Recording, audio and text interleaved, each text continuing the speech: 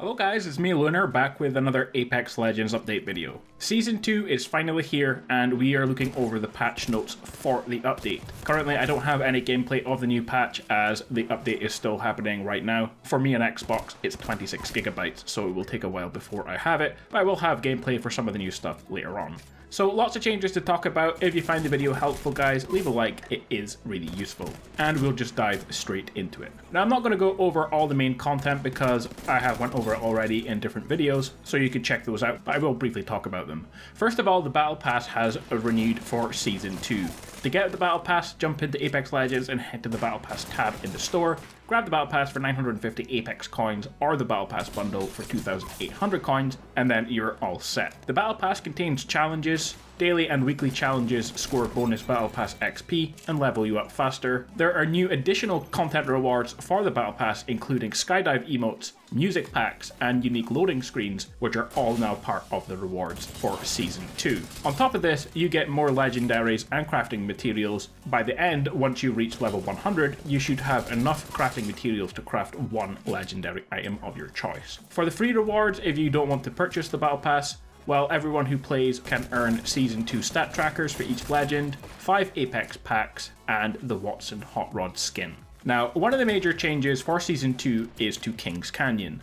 The Leviathans have breached King's Canyon, and many areas have been affected by the new guests, so lots of changes have taken place. There's a new legend, Wattson. She is available for 750 Apex coins or 12,000 legend tokens. Her passive is called Spark of Genius. Ultimate accelerants fully charge Wattson's ultimate. Standing near the interception pylon boosts Wattson's tactical recharge rate. Tactical is perimeter security, creates an electrical fence by connecting nodes, and the fences damage and slow down enemies. Her ultimate is called Interception Pylon, place an electrified pylon that destroys incoming ordnance and repairs damaged shields, and you can place 3 of these at once. Finally, they have introduced ranked matches, where you can battle it out with other players to reach Apex Predator rank. And again, I went over all the details of that in yesterday's video. So guys, on to the patch notes, starting with weapon changes. There's a new airdrop weapon called the L-Star. It fires large, high damage plasma projectiles. It will overheat if players fire for too long, and comes with its own limited ammo supply, just like the Kraber for example. And it is only available in airdrops because it is super powerful. There are new hop-ups, starting with the Disruptor rounds. Increase the damage to shielded targets. It's compatible with both the Alternator and RE45. Hammerpoint rounds increases damage to unshielded targets. It's compatible with the P2020 and Mozambique. And this is one of the attempts in order to make the Mozambique a more usable weapon. Finally, a new attachment which is going to completely change the game, I think, is Energy Mags. Increase the magazine capacity for energy weapons. Increases the reload speed at rare and above magazines for your weapon. And it's compatible with a Havoc, Triple Take, and Devotion. However, to compensate for this a little bit, the default mag size for these 3 weapons has been reduced. Next, a big change guys, the Skull Piercer has been upgraded to Gold Tier, and its rarity has been increased. So no longer will you be able to easily find a Skull Piercer lying around the map to equip to your longbows and wingmans, which is a bit of a nerf for those 2 weapons. The Flatline, it's had its damage increased from 16 per hit to 19. The P2020 from 12 to 13. The Triple Take has its precision choke time reduced from 1.5 to 1.1 seconds. The Alternator's damage has increased from 13 to 15, and recoil mitigation increased for all barrel attachments on the weapon as well. The Kraber, it's had its damage increased from 125 to 145. Its headshot scale from 2 to 2.05. Leg damage has increased from 0.76 to 0.8, but it has slightly increased the rarity, probably to compensate for the L-Star. Another big change, Arc Star tweaks. Increase the ignition delay from 2.5 to 2.8 seconds, so it should take a little bit more time for your Arc Star to explode. Sticking one to a full health player who has no armor will no longer down them, and players at the edge of the explosion will no longer get their shields completely destroyed by the Arc Star, so it's had a major decrease in power. Next, changes to ammo stack sizes. The shotgun's maximum stack has reduced from 64 to 16. Players now need multiple stacks of ammo to run a shotgun. To be honest, I'm not too bothered with that change because I don't really use too much shotgun ammo when I have one, and it's usually not difficult to find much lying around. The energy's max stack has increased from 60 to 80, which now matches the light and heavy ammo. Next guys, a fun one, they have rotated the gold weapons, so no longer will you find the R301 or the Peacekeeper or the Prowler, which I use a lot in this video. You will now find either the Flatline, the Alternator, the RE45, Mozambique, or the P2020. So some of the lesser used weapons are getting rotated into the gold weapons. A change to airdrop weapon spawn rates. So airdrop weapon spawn rates now change based on early, mid and late game. For example, early game will spawn more Kravers and end game will spawn more Mastiffs. Performance optimizations improve performance when firing weapons, especially for multi-projectile weapons like shotguns and triple takes. And in their testing, this has contributed to delivering a smoother overall experience in both server and client, particularly during early game combat situations. So hopefully we see that in game. Next guys, we have a whole bunch of bug fixes. Usually I don't go over these much, but there are a lot to do with Legends, so I will be going over them. Fixed an exploit where players could use weapon inspect to cancel out other weapon behaviors. The EVA 8 adds recoil now resettles back to start point instead of randomizing offset of the starting point. For thermite grenades, they fixed an issue where players downed with thermites could be invincible to thermite after being revived. The rest of these changes are all for different legends, starting with a big one. Gibraltar and Caustic, they've had their damage reduction increased from 10%, which we saw added not long ago, to 15%. So now Caustic and Gibraltar should be even more difficult to kill than they were previously. These two legends are now also immune to slow effects from weapon fire.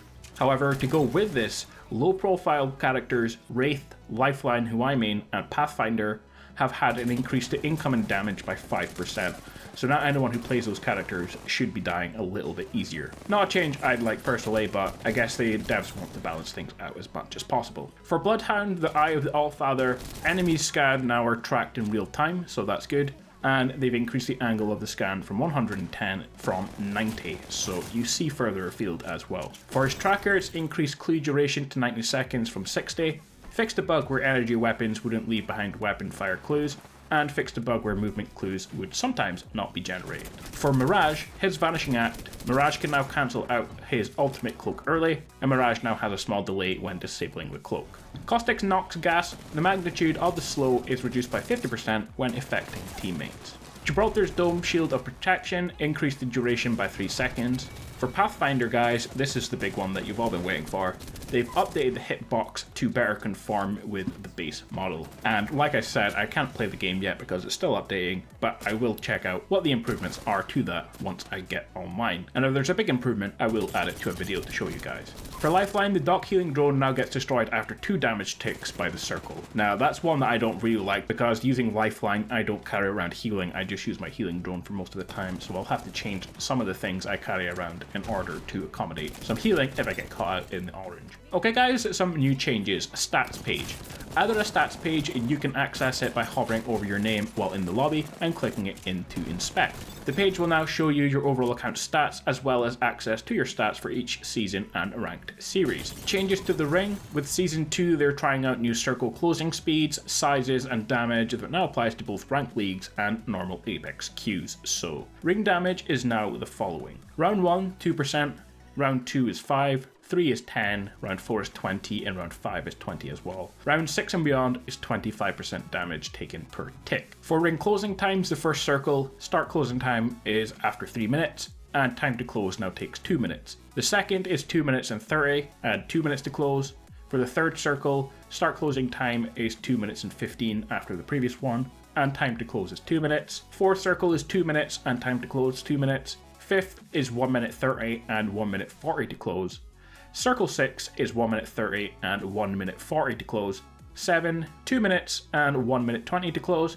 And the final circle is 20 seconds after circle 7 and it takes 1 minute 20 to close. The ring radius for the first circle has been slightly reduced as well. It's about 9% smaller than it was before.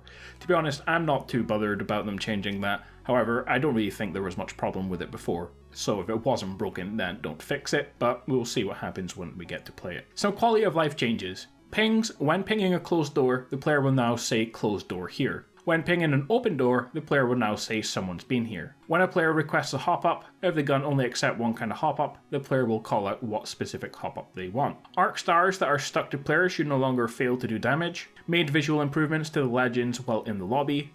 added improvements and polish to the Legends animations while skydiving, improved melee hit detection on the hover tank while it's moving, improved server and client performance.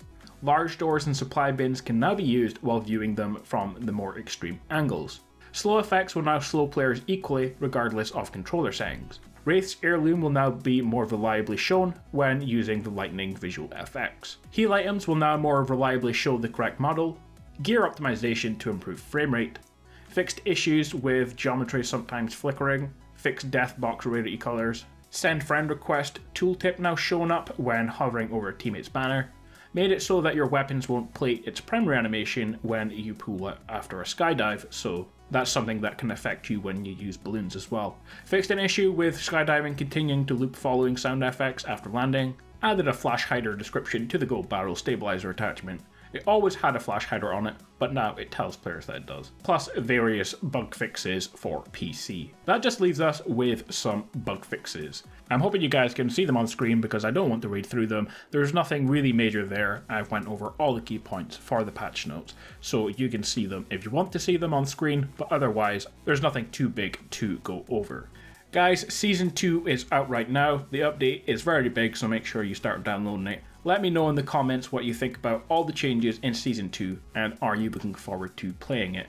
I'll be back later today because I want to have videos on Wattson, the All-Star, rank matches, and more once I get to play them, so look out for those. Subscribe then for more straight-to-the-point Apex updates and news. Have an awesome day, guys, and I will see you all in the next one.